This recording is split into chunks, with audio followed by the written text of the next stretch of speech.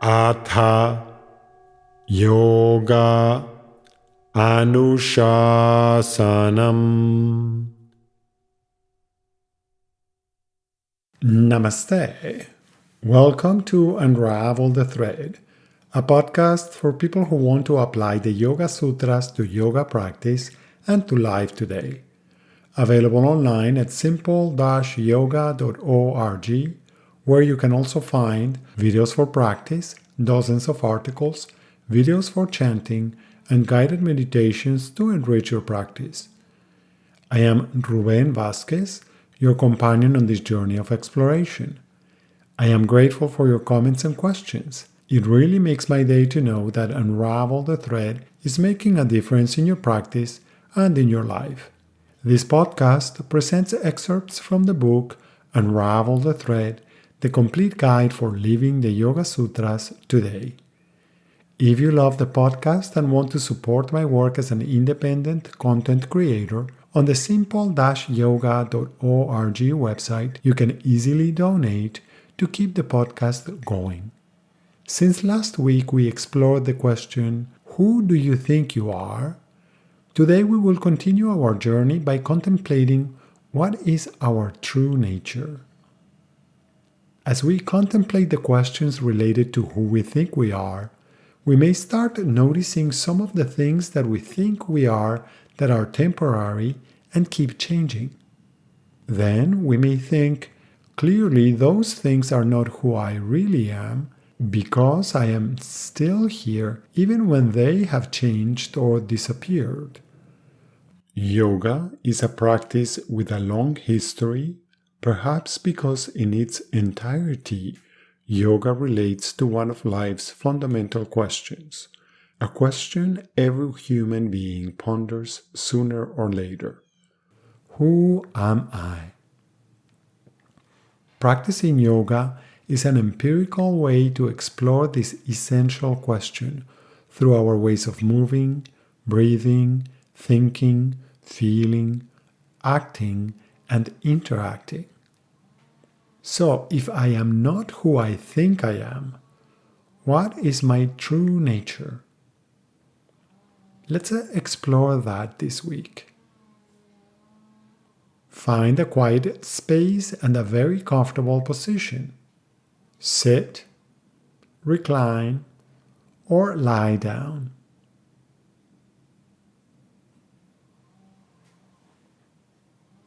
Close your eyes and give yourself permission to disconnect from the world completely by remembering that there is no other place where you can act.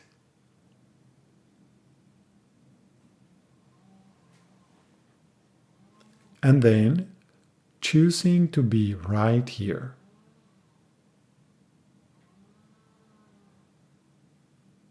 Next, ask yourself, what is my true nature?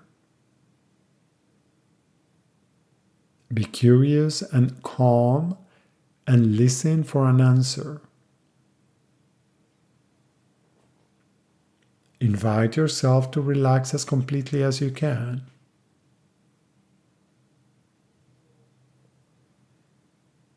Notice the sounds and noises coming from outside, away in the distance.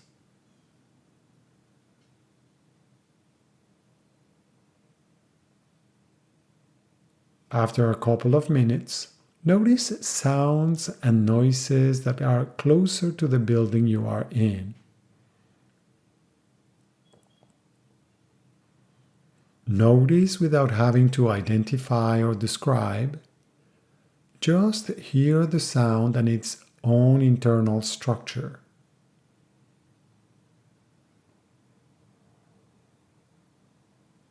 Attend to the sounds closer to you, in the room.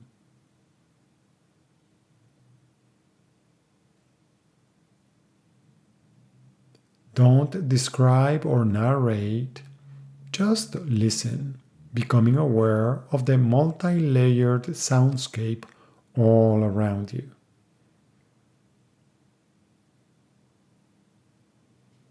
Invite yourself to explore your own internal environment. start by listening intently to the sounds inside of you. Listen without judgment or narration.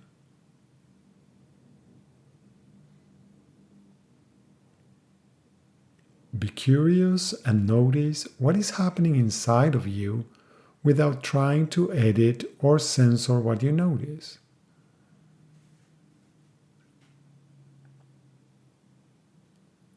What internal activities do you notice?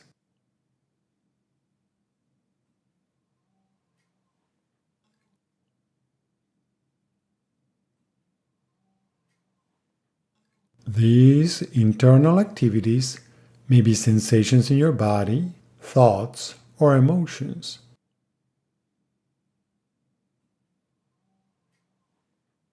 If it seems like there are any words in your inner environment, can you choose to let them just flow without trying to control them?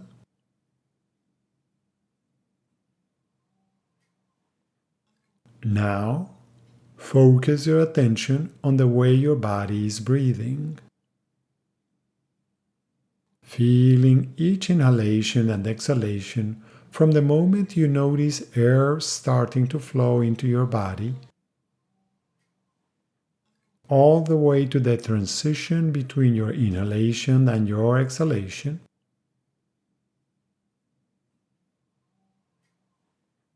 Follow the sensations that let you know you are exhaling until you feel the last molecules of air flowing out of your nose. There is no need to control anything. Just stay focused on the natural rhythm of your breath. From time to time, you may find your mind going off on some tangent into some internal dialogue or description. Perhaps your mind starts planning the rest of your day or week, or maybe it is remembering something that happened recently. Whatever it is, let go of it and choose to attend to your breath with the curiosity of someone who knows that each breath is unique and irreplaceable. Be as relaxed as possible, just as if you were about to fall asleep. If you doze off or get distracted, gently, without any struggle or strain, and without any self judgment, return to savoring this moment when there is nothing else to do and no other place to be. Once you feel ready to finish, gradually stretch, breathe more deeply, and open your eyes.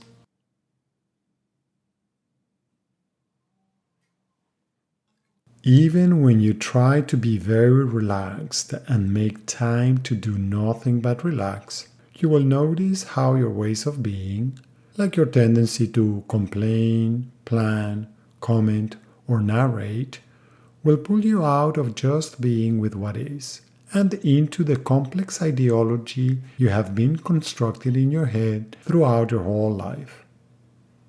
Most people teeter between being and doing. In doing mode, the mind gets busy by trying to make sense of whatever it is noticing. However, in being mode, the mind settles and observes without reactivity. The internal activities you noticed in the previous exercise, your ways of being, keep changing, coming and going throughout the day. In order to go to sleep, you release all those ways of being. But very soon after you wake up in the morning, they seem to start on their own again. In fact, quite often, it seems that those ways of being are in charge of running your life. You can further your inquiry by asking yourself, if there are ways of being that can be turned on and off, are they essential?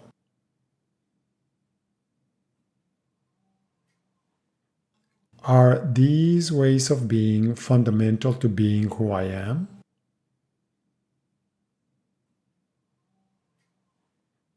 Since some of these ways of being have not always been part of my internal environment, does that mean that they are not necessary?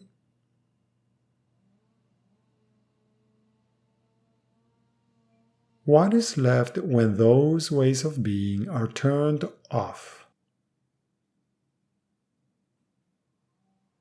Does that even happen ever?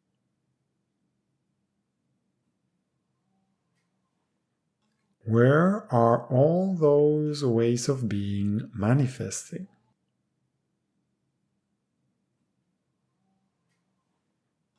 As with other exercises on this journey, the only way to find out if this line of inquiry is useful for you is to explore it. At the end of the day, when you are ready to fall asleep, you may find some lingering thoughts, perhaps some plans about what you are going to do tomorrow, or maybe some thoughts related to how the day went, or maybe some regrets about the things that could have been done differently. Eventually, all of us, in order to go to sleep, have to let go of all of those internal activities. When that finally happens, body, mind, and emotions surrender and relax fully. That is the moment when we fall asleep. Sleeping soundly enables your body to shift its focus from the world outside to the internal experience. This enables you to invest resources in healing, restoring, and replenishing. The converse process happens every morning when, right before you open your eyes, you realize, I'm not asleep anymore. Soon, your internal space is filled with a rush of ideas, tasks, thoughts, plans, and things to do, and the daily race begins anew. I suggest that all those internal activities that occupy your inner space are temporary and not essential to your being. If they were essential, it would not be possible to let go of them. This week, I invite you to pay attention to your true nature. What is underneath all the activities that you engage in, both internally and externally? Where are all those activities taking place?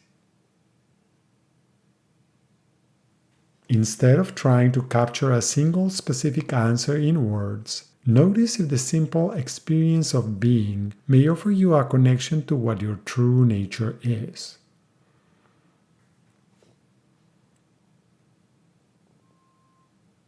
In other words, what aspect of you remains even when body, mind, emotions, and activities change?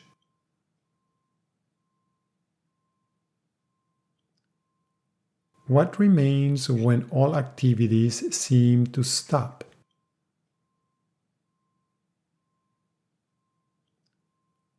Embrace these questions without rushing to find answers, and notice if living with these questions may influence the quality of your experience and the quality of your participation in your life. Thank you very much for listening. I hope that your exploration this week will be enjoyable and that you will join me next week to continue learning more simple and effective techniques. Remember, if you have questions when trying to apply these ideas, do not hesitate to contact me through my website, simple-yoga.org. If Unravel the Thread is part of your day and you feel generous, I would appreciate it if you could support my work with a donation at simple-yoga.org. Thank you. And thank you also for subscribing, liking, and sharing. Remember that you can have your own copy of Unravel the Thread. Until next time, Namaste.